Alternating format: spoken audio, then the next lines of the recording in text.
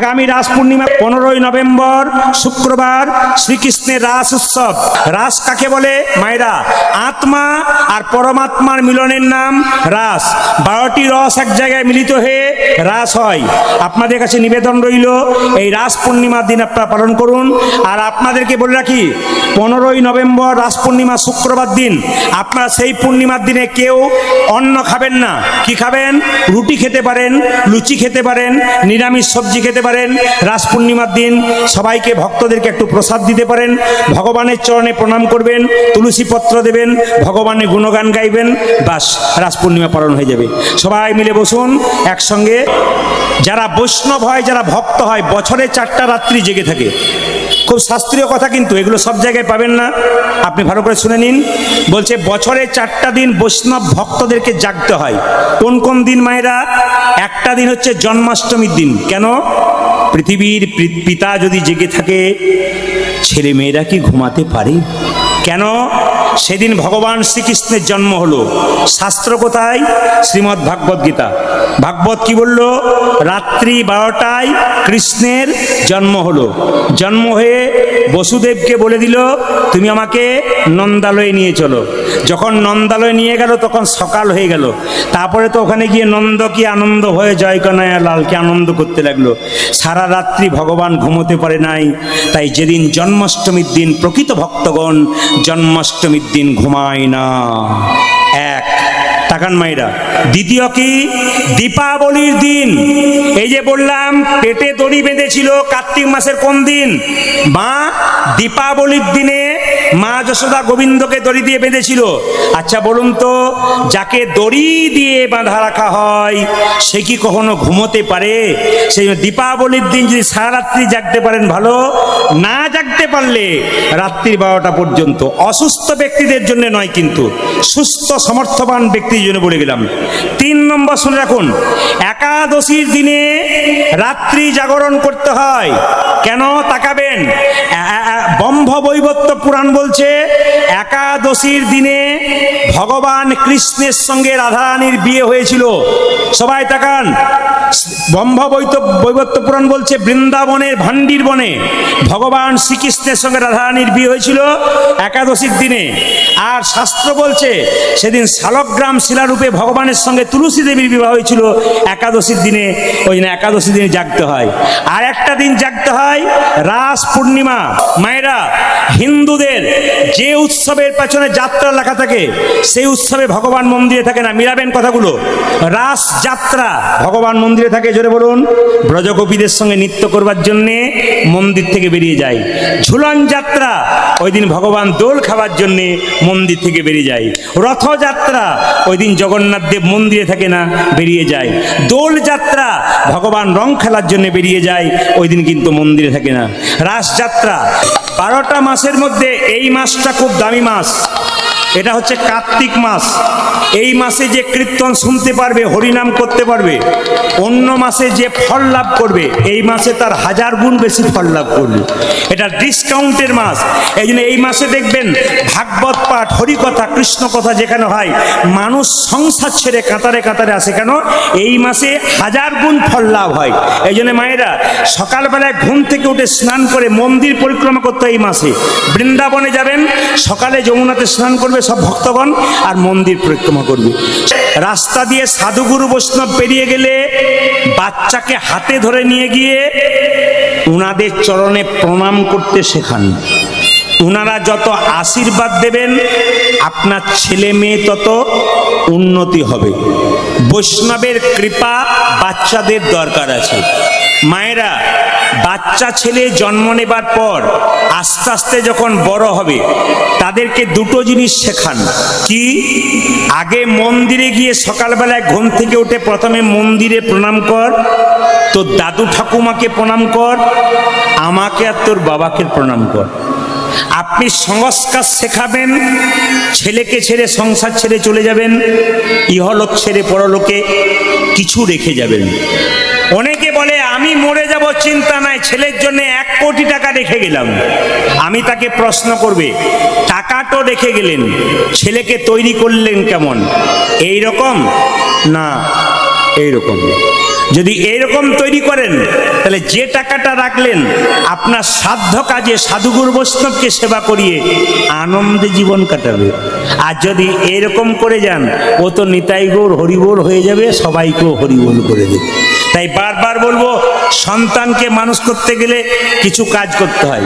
মায়েরা এই যে দেখান, রাধা হলো ভক্ত আর কৃষ্ণ হলো ভগবান। ভগবান যেমন ভক্তকে রক্ষা করার জন্যে পেছন পেছন ছোটে, কেমন ছোটে একটু লক্ষ্য করুন। সত্যি যদি আপনি ভক্ত হতে পারেন তবে ভগবান আপনাকে কেমনভাবে সাহায্য করবে আপনাদের বলে যায়। বলছে মদ ভক্ত যত্র গচ্ছন্তি তত্র গচ্ছামি পার্থিব, ভক্তানুমনু গচ্ছন্তি মুক্ত স্থিতি বিসহ।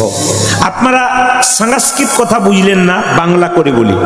আপনাদের বাড়িতে গাভীর বাছুর হয়, বাছুরটা যেদিকে দৌড়ায় গাভী দেখবেন দড়ি ছিঁড়ে বাছুরের পেছন পেছন দৌড়ায়। কেন? যদি আমার বাছুরটাকে কেউ নিয়ে চলে যায়, যদি বাছুরটা খালে বিলে পড়ে যায় তাহলে বাছুরটা সমস্যা হতে পারে।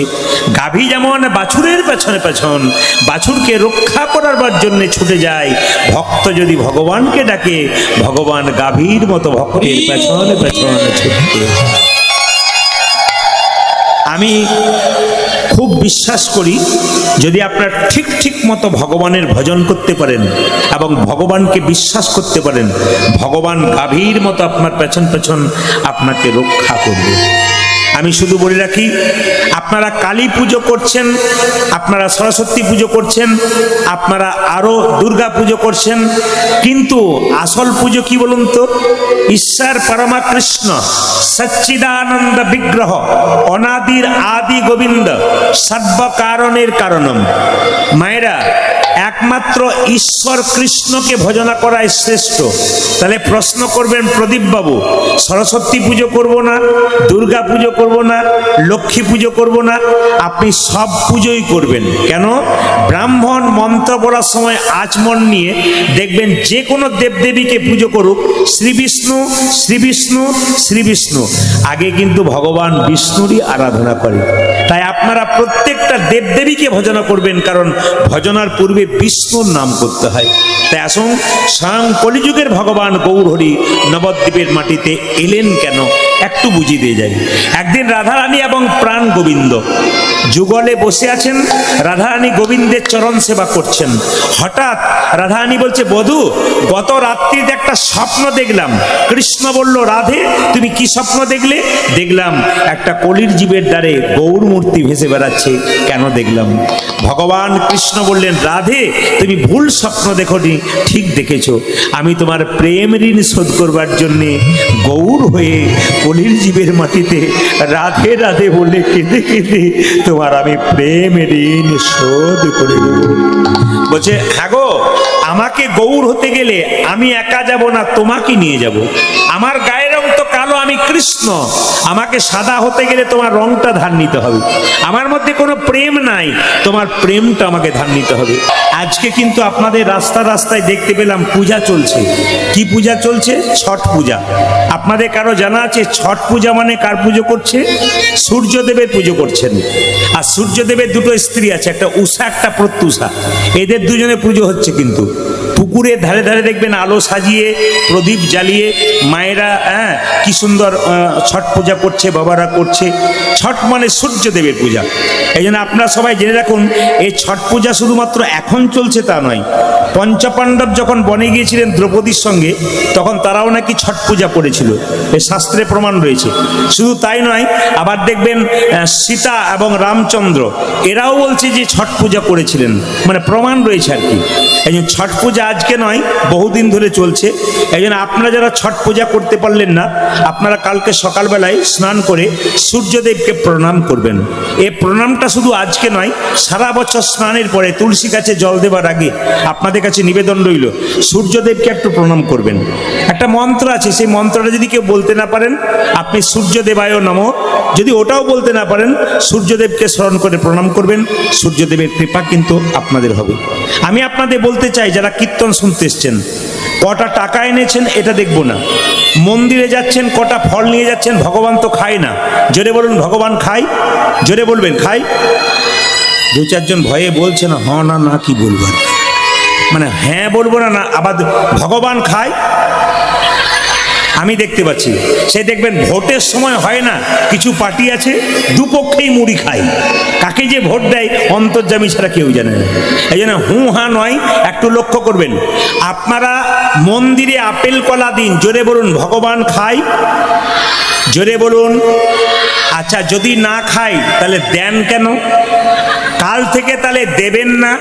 না না দেবেন। বা লেবু নিয়ে গেলেন প্রেমের ভাব নিয়ে গেলেন না অহংকারের ভাবে নিয়ে গেলেন? আপেল কলা খায় না, আপনার প্রেমটুকু খায়। হিন্দু সনাতন ধর্মকে রক্ষা করুন, সমস্ত ধর্মকে সম্মান করুন, সমস্ত ধর্মের মানুষকে সম্মান করুন, মসজিদকে সম্মান করুন, মন্দিরকে সম্মান করুন, চার্চ গির্জাকে সম্মান করুন। আসলে প্রত্যেকটি জায়গাতে উনি আছেন, উনার উপাসনা হচ্ছে। সবাই জেনে নিন, পথ কিন্তু আলাদা হতে পারে, জায়গা কিন্তু এক। দেখুন কিছু মনে করবেন না, মুসলিমরা ভাইরা বললেন আল্লাহ নিরাকার, নাই কি? জোরে বলুন। আমরা কি বললাম? ভগবানের আকার আছে, ওনারা বললেন না নিরাকার আছে। একটা আপনাদের বলে রাখি, যখন আপনি ভাতের জন্য উনানে জল চাপালেন হাঁড়িতে, তখন দেখবেন যখন জলটা বাষ্প হয়ে যায় তখন নিরাকার দেখা যায় না, কিন্তু জলটাকে এরকম করে থালাতে ধরবেন দেখবেন বিন্দু বিন্দু আকার হয়ে যাবে। ফ্রিজে জলটা রাখবেন তখন নিরাকার, কিন্তু কিছুক্ষণ পরে দেখবেন ওটা কি হয়ে যাবে বলুন তো? বরফ হয়ে যাবে, ওটা আকার। তাহলে ভগবান কখনো আকার কখনো নিরাকার, যে যেমন ভাবে ভজন করতে পারে। যেমন ধরুন আপনাদের আপনাদের এই পাট ঈদ এলাকাতে বা হেমতাবাদ এলাকাতে কিছু মনে করবেন না, একটা পুকুরে তিনজন জল খাচ্ছে, একজন হিন্দু, একজন মুসলিম, একজন ইংরেজ। ইংরেজ বলছে ওয়াটার, হিন্দু বলছে জল, আর মুসলিমরা বলছেন পানি। কিন্তু জলও যা, পানিও যা, ওয়াটারও তা, তিনি এক, শুধু আমরা আলাদা করে রেখেছি, নামগুলো আলাদা। আমি কীর্তনিয়া প্রদীপ পাল কীর্তন করছি, আমার বাবা আমাকে কি বলবে? ছেলে। আমার মামা আমাকে কি বলবে? ভাগ্নে। আমার কাকা আমাকে কি করবো বলবে? ভাইপো। আমার শ্বশুর বাড়িতে কি বলবে? ইনি আমার জামাই। নাম আমার আলাদা হতে পারে, কিন্তু আমি কিন্তু এক। তাকে যে যেভাবে ভজনা করুন তিনি কিন্তু এক। তাকে নিয়ে বিবাদ করলে আমাদের তিনি কিন্তু কষ্ট পান। কারণ মন্দির, মসজিদ, চার্চ, গির্জার ইট সিমেন্ট ঝগড়া করে না, আমরা ঝগড়া করি। আর আমরা ঝগড়া করলে তিনি কিন্তু খুশি হন না। যিনি ঝগড়া করেন তার প্রতি তিনি বিরূপ হন, তাকে খুব একটা ভালোবাসতে চান না। এই জন্য আমি আপনাদের বলতে চাই মায়েরা, একটা সহজ প্রমাণ।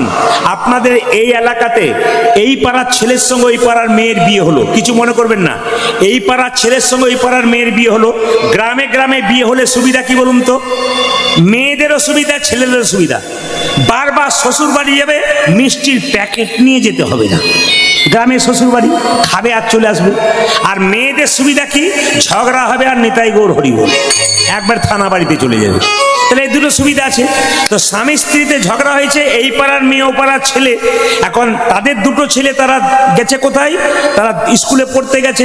স্বামী স্ত্রীতে ঝগড়া, স্বামী বলছে আমি প্রদীপ পালের বাড়ি বীরভূম চলে যাব, এই বলে সে কালীগঞ্জ স্টেশনে বসে আছে চুপচাপ রেগে। স্ত্রী বলছে তুমি যেখানে যাও যাও, আমি বাপের বাড়ি চলে যাব। তাহলে স্ত্রী কোথায় গেল? জোরে বলুন, বাপের বাড়ি। স্বামী কোথায় গেল? কালীগঞ্জ স্টেশন। ছেলেগুলো এসে বলছে ও কাকু, ও কাকু, আমার মা কই? তোর মা গেছে তোর মায়ের বাপের বাড়ি। ছেলেগুলো বলছে তাহলে আমাদের বাকি থাকিস কেন, চল আমরা চলে যাই মামার বাড়ি। তাহলে মা গেল কোথায়? বাপের বাড়ি। ছেলে গেল কোথায়? মামার বাড়ি। স্বামী এসে বলছে দরকার নাই, তোর বৌদি কোথায় গেল রে? বলছে বৌদি গেছে বাপের বাড়ি। ছেলেগুলো কোথায়? বলছে মামার বাড়ি। তাহলে তোর বৌদি যদি যায় বাপের বাড়ি, ছেলেগুলো যায় যদি যায় মামার বাড়ি, আমি কেন বাকি থাকি? আমি চলে যাব শ্বশুর বাড়ি। বাড়ি কটা? বাড়ি কটা? ভগবান বললেন মন, এই যে মন মনা মত ভক্ত, তুমি কিছু দাও আর না দাও, তোমার মনটা দাও। আজকে যারা কীর্তন শুনতে এসছেন, ভগবান সবাইকে পরীক্ষা করে দেখছে। আমি যে তোমাদেরকে এত সুন্দর মনটা দিলাম, এই মনটা কাকে দিচ্ছ? তুমি ভগবানকে দিয়েছো? আজকে প্রমাণ দেখবে, যে খালি চঞ্চলতা করবে তাকে বুঝবে তার মন আমার কাছে নাই। আজকে স্থির হয়ে যিনি কীর্তন শুনবেন, ভগবান তার মনে শান্তি দেবেন। আর হরিনামও দেখবেন, যে মেয়ে বা যে ছেলে খুব চঞ্চল, দেখবেন তার জীবনে কোনদিন শান্তি নাই। দেখে নেবেন আপনারা, যিনি স্থির চিত্তে ভগবানের নাম শোনেন তাদের দেখবেন শান্তি আছে। মহাপ্রভু নিতাই চাঁদকে ডেকে বললেন, দাদা জীবের দ্বারে হরিনাম দাও। গুরু কৃপাহি কেবলম, যারা তুলতে পারলেন না তাদের দুঃখ নাই। আমি বলতে চাই, যতক্ষণ না দীক্ষা নেবেন ততক্ষণ মন্দিরে যাবেন, পূর্ণ ফল আপনার হবে না। আপনি দীক্ষা না নিয়ে মন্দিরে যাবেন, তাতে যে আপনার ফল পাবেন না তা নয়, তবে আপনি পূর্ণ ফল পাবেন না। এই জন্য বারবার বলি, দীক্ষা নিয়ে নেবেন।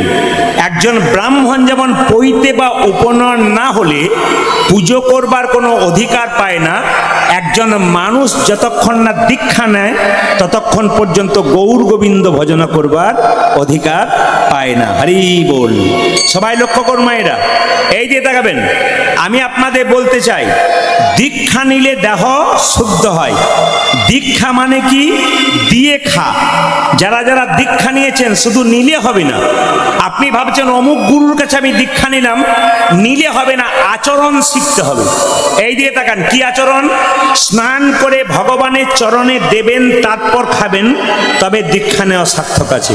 আর আপনি নিজে খেয়ে নিলেন, ভগবানকে দিলেন না, তবে আপনার দীক্ষা নেওয়া কোনো সার্থকতা এই যে দীক্ষা নেওয়ার কোনো সার্থকতা নেই। জেনে নিন, দীক্ষা মানে কি? দেখা। আপনার যখন জন্ম হয়েছে দুটো চোখ হয়েছে, একটা ডান চোখ একটা বাম চোখ। গুরুদেবের কৃপা বস্তু সাধন করে একটা চোখ হয়, ওই চোখটার নাম জ্ঞান চক্ষু।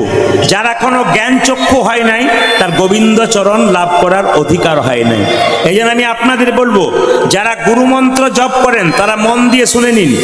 যে আসনে বসে জপ করবেন, সেই আসনটাতে জপ হওয়ার পরে আসনটা তুলবেন, আসনের নিচে একটু জল দেবেন। যে মাটিতে বসে জপ করছিলেন আসনটা তুলবেন, সেই মাটিতে একটু জল দেবেন। সেই জলটা চোখে মুখে দিয়ে মায়েরা বলবেন শ্রী শক্রাহায় নমঃ, আর বাবারা বলবেন ওং শক্রাহায় নমঃ। সবাই লক্ষ্য করুন, যদি এটা করতে পারেন তাহলে আপনি যে ফল লাভ করবেন ইন্দ্রদেব চুরি করে নিয়ে যেতে পারে। যাতে আপনার ফলটা চুরি করতে না পারে, পরিপূর্ণ ফল পান, তার জন্য এই কাজটা করবেন। যদি কেউ ওং শক্রাহায় নমঃ বা শ্রী শক্রাহায় নমঃ না বলতে পারেন, তাহলে জলটাকে হাতে নিয়ে মাটিতে দিয়ে চোখ মুখে একটু ঠেকিয়ে হরে কৃষ্ণ মহামন্ত্র ভজন করবেন, তাতেও কিন্তু কাজ আছে। তবে সবচাইতে ফল পুরুষ মানুষের জন্য ওং শক্রাহায় নমঃ, আর মায়েদের জন্য শ্রী শক্রাহায় নমঃ। তবে বলে রাখি মায়েরা, দীক্ষা নেবেন কেন নেবেন? বলছে সূর্য উঠলে পদ্ম ফুল ফোটে, আর পদ্ম ফুল ফুটলেই ভ্রমর দেখবেন ফুলের মধ্যে উঠা বসা করে মধুপান করার জন্য। এখন গুরুরূপী সূর্যের আলো ভক্তের হৃদয়রূপী পদ্মে যদি একবার পড়ে, তবে কৃষ্ণ ভ্রমর নিতাই গৌর হরি বল বলে তার দেহ পদ্মের মধ্যে আসবে। এই জন্য আপনাদের দরকার আছে, একটু মন দিয়ে শুনে নেবেন। যার এখনো দীক্ষা হয় নাই, তিনি মানুষ হয়েছেন কিন্তু গোবিন্দের চরণ প্রাপ্ত হয় নাই। গরু বাছুর ছাগল এরা যেমন কর্ম করলো, খেলো আর ঘুমালো, দীক্ষা যারা নেয় নাই তাদের ওই ব্যাপারটাই হয়ে গেল। তবে বলে রাখি, দীক্ষা নেবেন যাত্রার কাছে নেবেন না। দীক্ষা নিতে গেলে ভালো গুরু বাছতে হবে, কারণ গুরু কিন্তু মন্ত্র দেবার আগে আপনাকে লিস্ট দেবে না। 3টে থালা, 2টো সোনার জিনিস, 2টো বস্ত্র, এসব লিস্ট দেবে না। কেন? গুরু হচ্ছে বাবার মতো, শিষ্য হচ্ছে মেয়ে বা ছেলের মতো। যেমন বাবা তার ছেলে মেয়ের কাছে কিছুই চায় না, শুধু দিয়েই যেতে চায়, ঠিক সেরকম গুরুদেব চাইবে না, শুধু দিয়েই যাবে, তোরা ভালো থাকলেই ভালো। যিনি কাঁচা গুরু তিনি চাইবেন, আর যিনি পাকা গুরু তিনি শুধু দেবেন। যদি আপনি বলেন বাবা মন্ত্র নেব, কিছু দিতে হবে না, যিনি পাকা গুরু তিনি বলবেন কিচ্ছু দিতে হবে না, দক্ষিণা দেবো না, দে, তোর ভক্তিটুকু আমার চরণ তলে দে। যিনি প্রতি বছর আপনার কাছে এসে আপনাকে পরীক্ষা করে দেখবে আপনি মন্ত্রটা ঠিক ভজন করছেন কিনা, এরা পাকা গুরু। এখন তো মোবাইলের মাধ্যমে খবর হয়, আগে গুরু যেত, এখন মোবাইলের মাধ্যমে আপনি অজানা জিনিস জানবেন। এমন গুরু করবেন যেন আধ্যাত্মিক চেতনা তার মধ্যে থাকে। আপনার কোনো প্রশ্ন ভেতরে জাগলো, আপনি গুরুর কাছে উত্তর পেলেন না, তেমন গুরু করে লাভ নাই। আপনার ভেতরে প্রশ্ন জাগবে, আপনি উত্তর দেবেন, উত্তর পাবেন, এরকম গুরু করবেন। গুরুর যেন চরিত্র ঠিক হয়, গুরুর যেন মনুষ্যত্ব থাকে, গুরুর যেন বিবেক থাকে, এরকম গুরু কিন্তু করবেন, বাকি গুরু করবেন না। গু মানে অন্ধকার, রু মানে আলো। যিনি অন্ধকার থেকে আলোর পথে নিয়ে যান তিনি তিনি হচ্ছেন গুরুদেব। সবাই লক্ষ্য করুন মায়েরা, মহাপ্রভু কি করলেন? প্রত্যেকটা জীবের দ্বারে হরিনাম দিলেন। আপনার সবাই মিলে হাত তুলে একবার গাইবেন। হাত তুলুন সবাই একসঙ্গে। ভজ গৌরাঙ্গ লহ গৌরাঙ্গ, জপ গৌরাঙ্গের নামে রে খোলটা, খোলটা লহ খোল বাড়াও, জপ গৌরাঙ্গের নামে রে। যার হাত আছে তিনি তুলবেন, যার নাই তার তোলার দরকার নেই। যিনি তুলবেন তিনি পরের জন্মে হাত পাবেন, পাও পাবেন। আর যিনি তুলবেন না, তার হাত নাই বলে তুলছেন না, পরের জন্মে দুটো পা পাবেন, আর দুটো পা যোগ হয়ে যাবে, চারটে পা। চারটে পা হলে যা হয় আর কি। এবার বুঝে নিন কি হয়। যারা চারটা পা নেবেন তারা হাত তুলবেন না, আর যারা দুটো হাত দুটো পা নেবেন তারা তুলবেন। দেখি এবার কে কে তোলে। বাবা রে, যে তোলে নাই সেও বলছে দরকার নেই, তুলতে হবে। একজন তো ভজ গৌরাঙ্গ, মানে উনি দেখছিলেন কত লোক হয়েছে আর কি, কালকে সকালে বলতে হবে না কত লোক হয়েছে। হাত তুলবেন, যিনি হাত তুলবেন, মহাপ্রভু সারা জীবন হাত তুলে আছে আমাদের জন্য। আর আপনার 5 মিনিট 2 মিনিট পারবেন না? সবাই মিলে তাহলে দিয়ে কীর্তন করুন, সবাই মিলে সনাতন ধর্মকে বাঁচানোর জন্যে সবাই মিলে একসঙ্গে একভাবে তালি দেবেন। ক্যামেরার মাধ্যমে, আমার ক্যামেরা এসেছে, এই ক্যামেরাটা হচ্ছে অহনা স্টার কীর্তন। আপনার 2-4 দিন পরে দেখবেন আপনারা কি সুন্দর হাততালি দিচ্ছেন। ও কিন্তু ক্যামেরা ঘোরাচ্ছে। এবার মোবাইলের মাধ্যমে দেখবেন ইউটিউবে, যদি দেখেন যে আপনি হাত তুলেছেন, আপনার হাত উঠছে।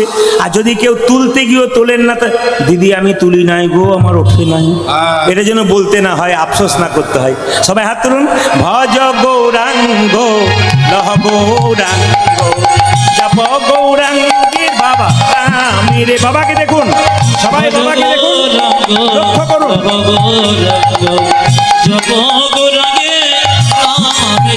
আস্তে সৌরভ, বাবাকে একটু দাও, তুলে দাও, যেন বিশ্বের মানুষ দেখবে। আপনাদের কীর্তন কিন্তু এই ইউটিউবের মাধ্যমে বিশ্বের মানুষ দেখবে।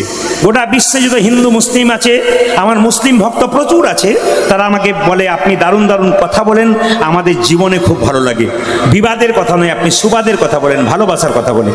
আমি এইটি চাই, সম্প্রীতি চাই, ভালোবাসা চাই, বিবাদ নয়। সবাই মিলে একসঙ্গে কাজ করুন। সবাই হাত তুলে ভজ গৌরাঙ্গ লহ গৌরাঙ্গ, জপ গৌরাঙ্গের নামে রে। ভজ গৌরাঙ্গ লহ গৌরাঙ্গের নামে রে। যে জানা গৌরাঙ্গ ভজে, সে হয় আমার প্রাণী রে। বলুন, যে জানা গৌরাঙ্গ ভজে, সে হয় আমার প্রাণী রে। এই যে যদি কেউ বাবা হয়ে হাত না তোলেন তবে তৈরি থাকুন। বলে কিরকম? এই কয়েকদিন আগে আমি অন্য জেলায় গান করছিলাম, ক্যামেরা হচ্ছে বলবো না। একটা বাড়িতে আমার বাসা, একজন ভদ্রলোক এসে বললেন আমার মা না 80 বছর বয়স, খুব বড় ভক্ত আপনার, আসতে পারবে না আসরে, আপনি চলুন প্রদীপবাবু, মাকে একবার দেখা দিয়ে আসবেন, মনের ইচ্ছাটা পূর্ণ হোক। আমার বাবাও খুব বয়স্ক, বাড়িতে আছে, একবার চলুন। আমি গেলাম, দেখলাম বাবার বয়স প্রায় 90, মায়ের বয়স 80। দুজনকে প্রণাম করলাম। মা বললেন বাবা এসছো যখন একটু চা খেয়ে যাও। চা খেতে বসলাম। ভদ্রলোক যিনি ডেকে নিয়ে গেলেন, পাটা লম্বা করে বসে আছে, তার ছেলে ক্লাস 9-এ পড়ে। ও দৌড়াতে গিয়ে ওর বাবার পায়ে পাটা ঠেকে দিয়েছে। বাবা বলছে দেখতে পাচ্ছিস না কীর্তনিয়া বসে আছে, আর তুই পায়ে পা ঠেকে দিলি, প্রণাম কর, প্রণাম কর। ছেলে বলছে না করবো না। বলে কেন? পরশু তারিখে দাদুর পায়ে তোমার পাটা ঠেকলো, তখন প্রণাম করো নাই, আমিও করবো। এই জন্য আমি আপনাদের বলতে চাই, যদি বাবা হয়ে কেউ হাত না তোলেন, ভবিষ্যতে আপনার ছেলে যখন বড় হবে, তো ভালো করতে পারিস না কাজ, খালি এদিক ওদিক ঘুরে বেড়াস। বাবা তুমি তো হরিনামে হাত তোলো না, আবার আমাকে কি শিক্ষা দিচ্ছ তুই? সাবধান থাকবেন, আপনার রক্তের সন্তান, যেমন গাছ সেরকম ফল। হাত তুলুন যারা বাবা হয়েছেন, মা হয়েছেন, যারা হবেন সবাই। ভজ গৌরাঙ্গ লহ গৌরাঙ্গ, জপ গৌরাঙ্গের নামে রে। আজ ভজ গৌরাঙ্গ জপ গৌরাঙ্গ, লহ গৌরাঙ্গের নামে রে। যে জানা গৌরাঙ্গ ভজে, সে হয় আমার প্রাণী রে। হরি বল। যে জানা গৌরাঙ্গ ভজে, হরি বল। যে জানা গৌরাঙ্গ ভজে, নিরে জনা গৌরাঙ্গ ভজে সেহায় আমার প্রাণ দাঁড়ান, দাঁড়ান। একবার আপনাদের আমি গাওয়াতে চাই, আপনারা একবার গাইবেন সবাই মিলে। আমি গাইবো না, আপনারা একবার গাইবেন, দেখি আপনারা কেমন গাইতে পারেন। বলুন, ভজ গৌরাঙ্গ লহ গৌরাঙ্গ জপ গৌরাঙ্গের নাম রে। আবার ভজ গৌরাঙ্গ বাহ বাহ, জপ গৌরাঙ্গের দারুণ দারুণ। যে জানা গৌরাঙ্গ ভজে সহায় আমার প্রাণ রে। বলুন, যে জানা বাহ, দান দান দান। আপনাদেরকে আগে কীর্তনের দল টল ছিল নাকি? দারুণ গাইছেন কিন্তু। এরপরে এলাকায় এলে না, এদের আর আমি আনবো না, একাই আসবো, আপনাদের দিয়ে চালিয়ে নেবো। খুব সুন্দর গাইছেন কিন্তু। আরেকবার গান সবাই। ভজ গৌরাঙ্গ লহ গৌরাঙ্গ জপ গৌরাঙ্গীর। বাহ, আরেকবার। ভজ গৌরাঙ্গ। বাহ বাহ বাহ। যে জানা গৌরাঙ্গ ভজে বা সে হয় আমার প্রাণ রে। বলুন, যে জানা গৌ বা।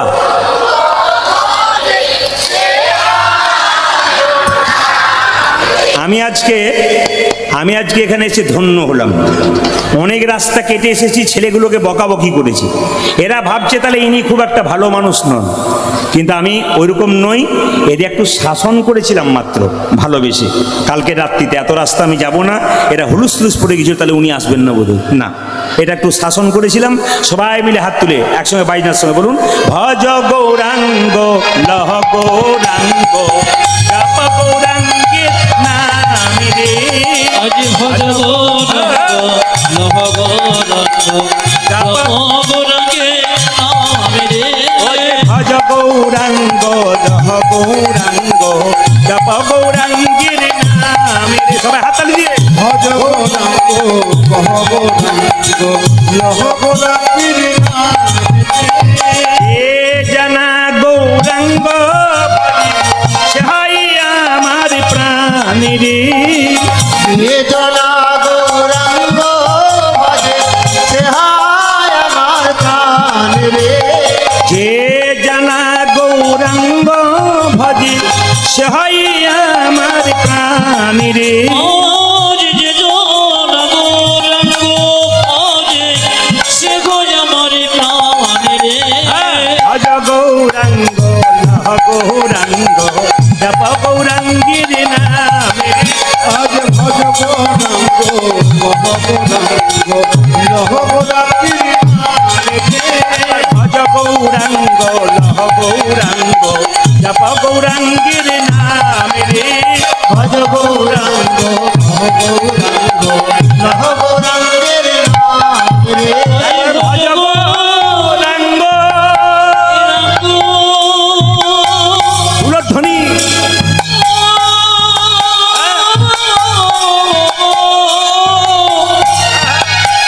আহা, লহ গৌরাঙ্গ হ্যাঁ। জপ গৌরাঙ্গে নাম রে।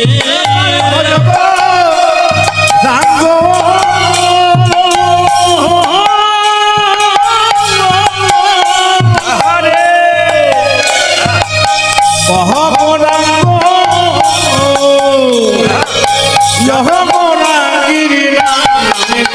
আজ ভজ গৌরাঙ্গ লহ গৌরাঙ্গ জপ গৌরাঙ্গের নাম রে।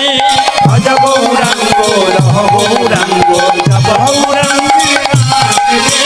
ভজ গৌরাঙ্গ লহ হরি বল। জপ গৌরাঙ্গের নাম রে। লহ গৌরাঙ্গের নাম রে। আজ ভজ গৌরাঙ্গ লহ গৌরাঙ্গ জপ গৌরাঙ্গের নাম রে। নয়নানন্দেতে ভনে দেখু নয়নানন্দিতে মনে, সেই তো সকলই জানে। সকলে জানে। সর্বসিদ্ধি করতলে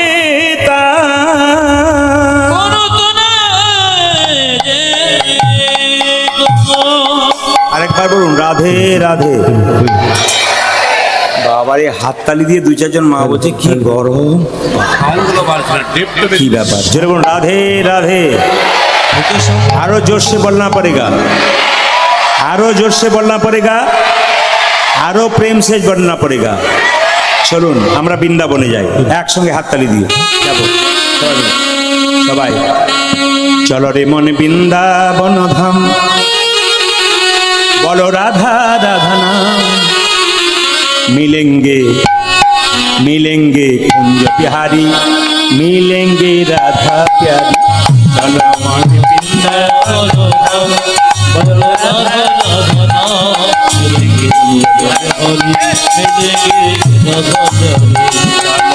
वृंदावन धाम, बोलो राधा राधा नाम, मिलेंगे कुंज बिहारी, मिलेंगे राधा प्यारी।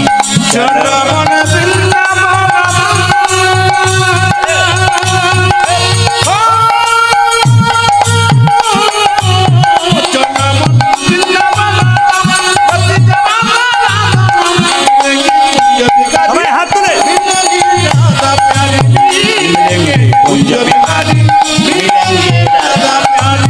मिलेंगे कुंज बिहारी, मिलेंगे राधा प्यारी, मिलेंगे कुंज बिहारी, मिलेंगे राधा प्यारी। सब धाम से प्रिय वृंदावन धाम है, सबसे मीठा मधुर श्री राधा नाम है।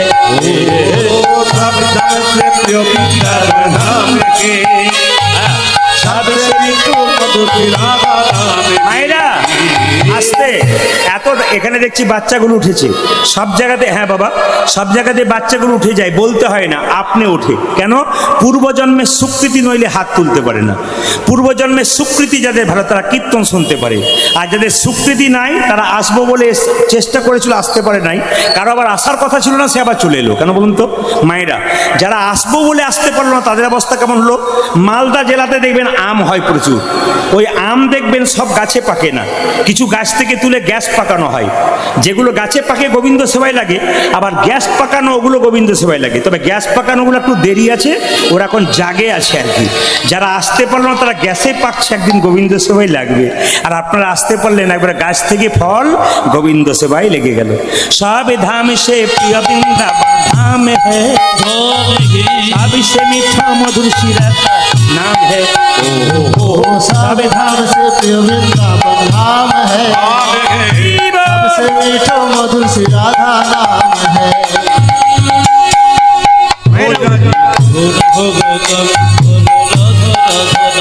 तेरी पूरन होगी काम, बोलो राधा राधा नाम, तेरी पूरन होगी काम, बोलो राधा राधा नाम। मिलेंगे कुंज बिहारी, मिलेंगे राधा ध्वनि, मिलेंगे कुंज बिहारी, मिलेंगे राधा प्यारी।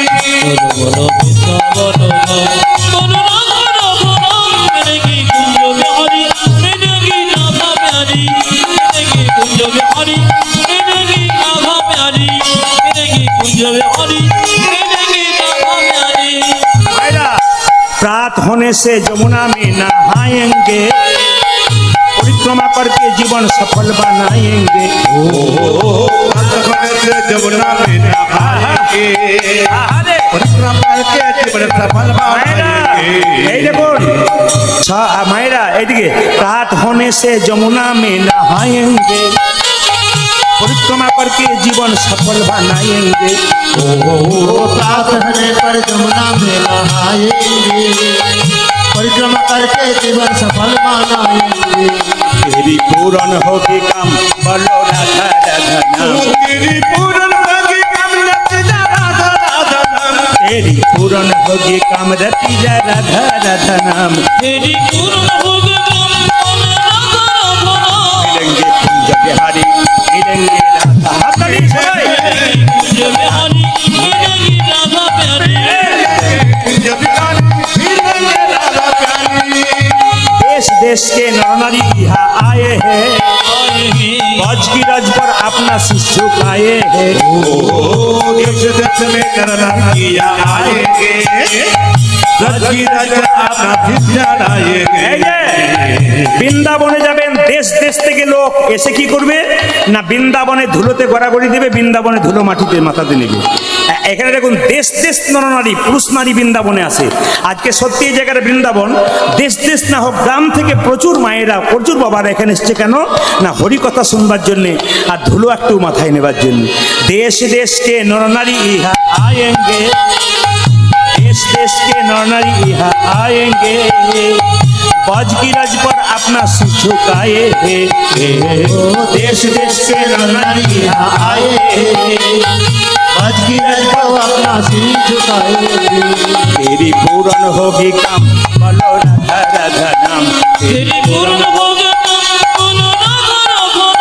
तेरी पूर्ण होगी काम लती जा राधा, मिलेंगे कुंज बिहारी मिलेंगे राधा प्यारी, कुंज बिहारी मिलेगी राधा प्यारी, मिलेंगे कुंज बिहारी मिलेंगे राधा मिलेगी कुंज बिहारी मिलेंगे राधा प्यारी, मिलेगी कुंज बिहारी मिलेगी राधा प्यारी। चलो अमर वृंदावन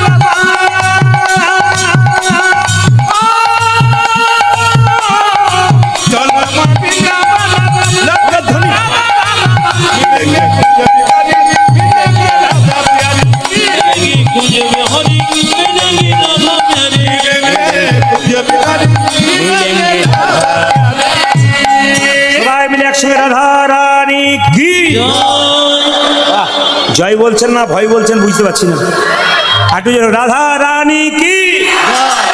আমি আগে বলেছি এত জোরে বলবেন কালিয়াগঞ্জ বাজার পর্যন্ত যাবে।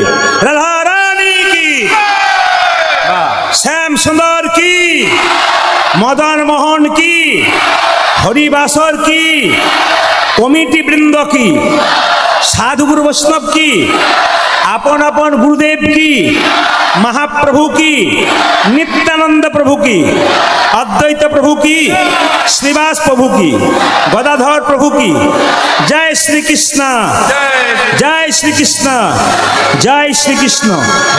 আসুন আজকে যে লীলাটি গাইব আপনাদের ছেলেদের মঙ্গলের জন্য। বাতাসা দিন, এই বাতাসা প্রসাদটা আমার দিকে তাকান, একটা থালা দেবেন।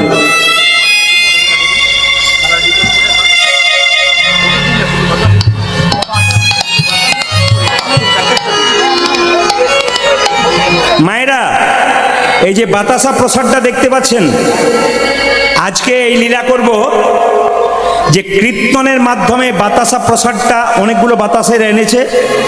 এই বাতাসা প্রসাদ আপনারা কীর্তনের শেষে কাপড়ে কোণে বেঁধে নিয়ে যাবেন, আর বাবারা যারা আছেন তারা পকেটে করে নিয়ে যাবেন। নামাবলী বা যারা অঙ্গে এরকম নিয়ে এসেছেন, হ্যাঁ সবাই লক্ষ্য করুন, সবাই মিলে কিন্তু একটু করে বাতাসা নিয়ে যাবেন। কমিটির ছেলেরা আপনাদের কাছে বাতাসা পৌঁছে দেবে। এই বাতাসাটার লাভ কি, আপনার গয়া কাশী বৃন্দাবন সব জায়গায় যাচ্ছেন, সবার কাছে প্রদীপ পালের মিনতি রইল। আপনাদের জেলাটা হচ্ছে উত্তর দিনাজপুর, আমি যেখানে বাস করি ওটা বীরভূম। আপনি এই রাস্তায় যাবেন, আপনি পাবেন বর্ধমান জেলা। যারা ঘুরতে ভালোবাসেন, ভ্রমণ করেন, তারা বর্ধমান জেলার একটা জায়গা আছে, জায়গাটার নাম শ্রীখণ্ড। ওখানে গিয়ে দেখবেন গোপীনাথের মন্দির আছে। ওই মন্দিরে দেখবেন সব মন্দিরে ভগবানের হাতে গোটা নাড়ু আছে, কিন্তু ওই মন্দিরে দেখবেন ভগবানের হাতে অর্ধেকটা নাড়ু আছে। আবার নাড়ু নয়, পাথরের নাড়ু আছে। প্রশ্ন করবেন যে ওই শ্রীখণ্ডে কেন পাথরের নাড়ু অর্ধেকটা গোপীনাথের হাতে আছে? আসলে লীলাটি হচ্ছে ভক্ত রঘুনন্দন। তিনি জন্মগ্রহণ করেছিলেন কি বার? বৃহস্পতিবার, এবং বৃহস্পতিবার গোপীনাথকে নাড়ু খাইয়েছিল। এই নাড়ু প্রসাদ আপনারা সবাই ভক্তি ভরে কীর্তনের শেষে নিয়ে যাবেন। লাভ কি হবে? আপনার বাড়ির বাচ্চা যারা খুব চঞ্চল, বৃহস্পতিবার, ভালো করে শুনে নিন, আমি দ্বিতীয়বার বলবো না, কিন্তু অনেকে ফোন করে করে বারবার প্রশ্ন করে, আমি আপনাদের বারবার বলে দিই, কান খুলে শুনে নিন মন দিয়ে। আপনার বাড়ির বাচ্চা যদি খুব চঞ্চল হয়, এই প্রসাদটা নিয়ে গিয়ে বৃহস্পতিবার বাচ্চাকে স্নান করাবেন, একটা সুন্দর পোশাক পরাবেন, শুভ্র পোশাক, কাঁচা পোশাক, ধোয়া পোশাক পরিয়ে তুলসী মন্দিরে জল দিয়ে পরিক্রমা করাবেন 4 বার। পরিক্রমা করিয়ে একটুখানি বাতাসা, তাকান, একটুখানি বাতাসা, একটা তুলসী পত্র তার কপালে ঠেকিয়ে 3 বার বলবেন, জয় গোপীনাথ, জয় গোপীনাথ, জয় গোপীনাথ। মুখে দেবেন।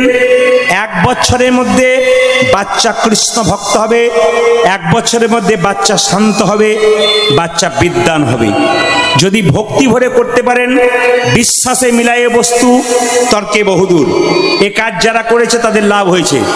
আমি বারবার বলবো, প্রশ্ন করবেন প্রদীপবাবু, একটা বাতাসা পাবো, সারা বছর চলবে কি করে? 365 দিন করবেন, কিন্তু প্রশ্ন করবেন সারা বছর চলবে কি করে? শুনে নিন, বাড়িতে গিয়ে বৃহস্পতিবার দিন 1 কেজি বাতাসা কিনে হরি মন্দিরে, মানে তুলসী মন্দিরে হরির লুট দিয়ে দেবেন। পাড়ার বাচ্চাদের কিছু দেবেন, আর 1 কৌটো বাতাসা কৌটোর মধ্যে ভরে দেবেন। এই বাতাসাটা ওই কৌটোতে ভরে দেবেন। সেই বাতাসা প্রতি বৃহস্পতিবার বাচ্চাকে খাওয়াবেন জয় গোপীনাথ বলে। 1, বাড়িতে যদি কেউ অসুস্থ ব্যক্তি থাকে, এই বাতাসা প্রসাদ জয় গোপীনাথ বলে তুলসী পত্র দিয়ে খাওয়াতে পারেন, তার অনেকটা কষ্ট উপশম হয় যদি আপনি ভগবানকে বিশ্বাস করে খাওয়ান। 3, যদি বাড়িতে কোনো অশান্তি থাকে, মনোমালিন্য থাকে, আমি তাদেরকে বলবো, বাড়ির প্রত্যেকজন প্রতিদিন তুলসী গাছে জল দিয়ে জয় গোপীনাথ, জয় গোপীনাথ বলে, হ্যাঁ, তুলসী গাছে জল দিয়ে বাতাসারা গুঁড়ি করে ভেঙে জল দিয়ে পরিক্রমা করবেন। প্রত্যেকে কিন্তু একবার করে প্রতি বৃহস্পতিবার, দেখবেন বাড়িতে শান্তি শৃঙ্খলা ফিরে আসবে। এই রঘুনন্দন লীলাতে আপনারা শুনবেন আজকে সুন্দর কাহিনী, আপনাদের বাচ্চার মনুষ্যত্বের কাহিনী। বাচ্চা মানুষ হবে। বয়স্ক বাবারা, বৈষ্ণবরা যারা এসছেন, তাদের চরণে কোটি কোটি দণ্ডবত প্রণাম রইল। আশীর্বাদ করবেন। লীলা কথা শুনিয়ে, তত্ত্ব কথা শুনিয়ে, কৃষ্ণলীলা বা গৌরলীলা শুনিয়ে আপনাদের জীবন ধন্য করতে পারি। আসুন, এই বাতাসার কথা পরে হবে, আপনাদের সবাইকে দেওয়া হবে, কিন্তু আপনারা কেউ চঞ্চল হবেন না যে আমি পেলাম না বলে। আপনাদের কাছে কমিটি ওই লাইনে গিয়ে সবাইকে ছড়িয়ে দেবে। আগে প্রসাদটা গোপীনাথকে খাওয়ানো হোক, প্রসাদ পাবেন সবাই। ভক্তি ভরে বসুন। মায়েরা মাথার কাপড়টা নিন, যারা বিবাহিত নারী সবাই মাথায় কাপড়টা নিয়ে করজোরে বসুন। হরে কৃষ্ণ। জোরে বলুন, গোপীনাথ জিউ কি জয়। গোপীনাথ জিউ কি, গোপীনাথ জিউ কি। আচ্ছা, এবার বলে যাই, মন দিয়ে শুনে নিন। রঘুনন্দনের জন্মের আগে বলি, রঘুনন্দনের বাবার নাম ছিল মুকুন্দ সরকার। জোরে বলুন, কি নাম বললাম? একটু জোরে বলুন। তার কাকার নাম ছিল নরহরি সরকার। 2 ভাই কোথায় বাস করত? বর্ধমান জেলার শ্রীখণ্ডে। মুকুন্দ সরকার কবিরাজি চিকিৎসা করতো আগে, আর নরহরি সরকার কম্পাউন্ডারি করত। একদিন ছোট ভাই বড় ভাইকে বলল, দাদা, নবদ্বীপে মহাপ্রভুর আশীর্বাদ নিতে যাবি? বলছে, হ্যাঁ যাব, কিন্তু এত রাস্তা হেঁটে যাব কি করে? বাবা, আপনারা যারা এখানে কীর্তন শুনতে এসছেন, সবাই তার পায়ে হেঁটে আসেননি। কেউ 4 চাকাতে, কেউ 2 চাকাতে কষ্ট করে এসছেন। কিন্তু দেখুন, মহাপ্রভুর ওখানে যেতে গেলে তখন বাস স্ট্যান্ডে যোগাযোগ ছিল না, হেঁটে হেঁটে যেতে হতো। তো ছোট ভাই বড় ভাইকে বলছে, দাদা যাবো কি করে? বড় ভাই বলছে, পা ফুলে যাবে, যাবি কি করে রে? ছোট ভাই বলছে, দাদা, আমি সাধুগুরু বৈষ্ণবের মুখে শুনেছি, কেউ যদি কীর্তন করতে করতে রাস্তা দিয়ে হেঁটে যায়, গৌর গোবিন্দের কৃপায় তার রাস্তা অনেক জয় হরি বল। দেখে নেবেন, আপনারা দেখে নেবেন। আপনারা 4 চাকা 2 চাকাতে যান, বৈষ্ণবদের লক্ষ্য করবেন, ওনারা সাহায্য চাপতেই চায় না, হেঁটে হেঁটেই চলে যাচ্ছে, শরীর ভালো রয়েছে। হ্যাঁ, এদিকে দেখবেন সব মর্নিং ওয়াক করছে, বেশি খাচ্ছে আর মর্নিং ওয়াক করছে, কিন্তু খাবার হজম করার জন্য। বৈষ্ণবরা সবসময় হেঁটে হেঁটে যাচ্ছে হরিনাম করতে করতে। আপনাদের কার্তিক মাসে না টহল হয়, টহল মানে বুঝেছেন? ভোরবেলায় দেখবেন গ্রামে গ্রামে কীর্তন করে বেড়ায়। তো মুকুন্দ সরকার, নরহরি সরকার 2 ভাই মিলে চললো কোথায় মায়েরা? শ্রীখণ্ড থেকে নবদ্বীপ মহাপ্রভুর কৃপা পাবার জন্য। সবাই পাবেন, হাততালি দিয়ে যাবেন। আগে যাচ্ছে কে? বড় ভাই মুকুন্দ, আর পেছনে যাচ্ছে কে? ছোট ভাই নরহরি। দুজনে আনন্দ করে গাইতে গাইতে শ্রীখণ্ড থেকে নবদ্বীপ চললো শ্রীবাস অঙ্গনে মহাপ্রভুর আশীর্বাদ নেবার জন্য। কিভাবে যাচ্ছে?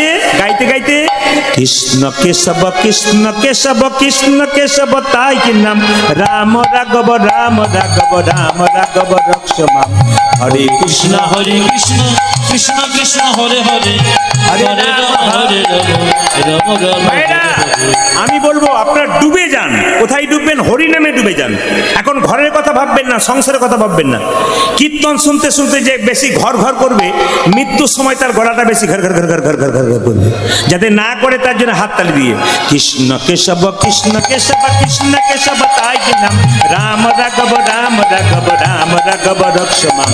হরে কৃষ্ণ কৃষ্ণ কৃষ্ণ হরে হরে সবাই হাততালি দিয়ে। হরে রাম রাম রাম হরে হরে কৃষ্ণ কেশব কৃষ্ণ কেশব তাই নাম রাম রাঘব রাম রাঘব রক্ষ মাম।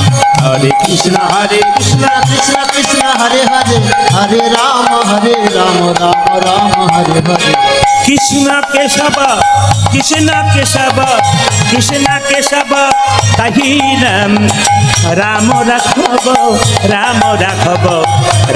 রাঘব রক্ষ মাম। তালি। হরে কৃষ্ণ কৃষ্ণ কৃষ্ণ হরে হরে হরে রাম হরে হরে কৃষ্ণ কেশব তাই নাম রাম রাঘব রক্ষ মাম। কৃষ্ণ হে উলধ্বনি সবাই মিলে।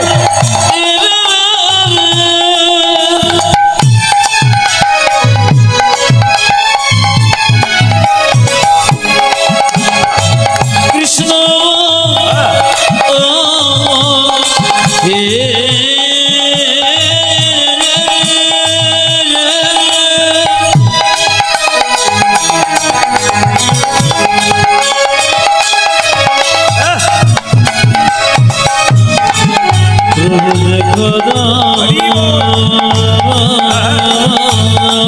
আরে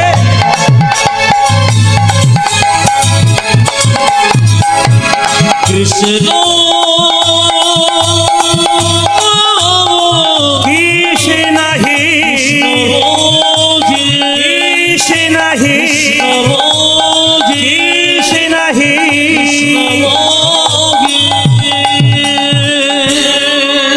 আমার দিকে সবাই লক্ষ্য করবেন এবং তাকাবেন। মুকুন্দ নরহরি দাঁড়িয়ে আছে এইরকম করে।